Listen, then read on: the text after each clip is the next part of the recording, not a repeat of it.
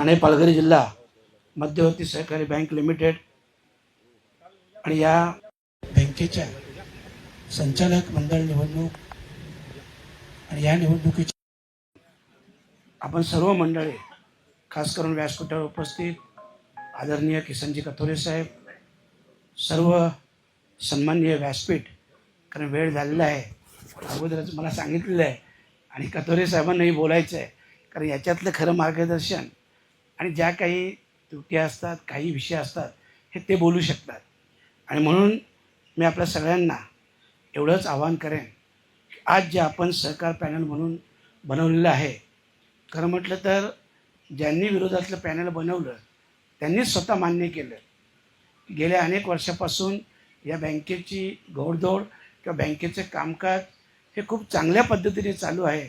आणि बँकेचं आपण पाहिलं असेल, आपल्या माजी चेअरमन साहेब राजेंद्र पाटील साहेब यांनी देखील सांगितलं की 5 वर्षात ठेवी डबल करण्याचं काम त्यांनी त्यांच्या माध्यमातून केलं. जर देशात नंबर 2चा पुरस्कार मिळाला, महाराष्ट्रात नंबर 1चा पुरस्कार मिळाला आणि आपण स्वतःही मान्य करता की बँक खूप चांगली फायद्यात आहे, व्यवस्थित काम चालू आहे, तरीसुद्धा मला वाटतं काय दुसरं पॅनल बनवण्याची काहीही आवश्यकता नव्हती. परंतु जरी 8 तास असला, लोकशाही आहे, प्रत्येकाला तो अधिकारी आहे आणि म्हणून त्यांनी बनवलं असेल. परंतु भिवंडी तालुक्याचा विचार केला, मी ज्या तालुक्यात राहतो, खूप चांगल्या पद्धतीने लोकांचं मत हे सहकार पॅनलच्या माध्यमातून आहे, त्यांच्या बाजूने आहे. मी आपल्या सगळ्यांना एवढंच सांगेन, विजय जरी निश्चित असला तरी तो मतदानाच्या प्रक्रियेतून आपल्याला निश्चित करायचा आहे. आणि म्हणून आपले जेवढे मतदार असतील, मला तर वाटतं कथोरे साहेब सविस्तर सांगतील की साहेब प्रत्येक 10 किंवा 15 मतदारांमागे एक व्यक्ती निवडा, कोणीही, ती व्यक्ती त्या मतदारांना मतदान केंद्रापर्यंत नेईल, त्यांचं मतदान करून घेईल.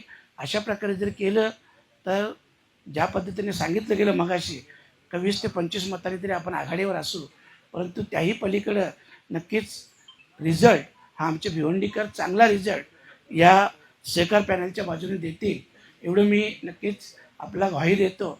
आणि शहराचेही काही लोक मला भेटून गेले, आज चर्चाही झाली, परंतु मी बोललो आज आमचा मीटिंग आहे, त्यानंतर पुन्हा त्यांना मी संध्याकाळी बोलवणार आहे.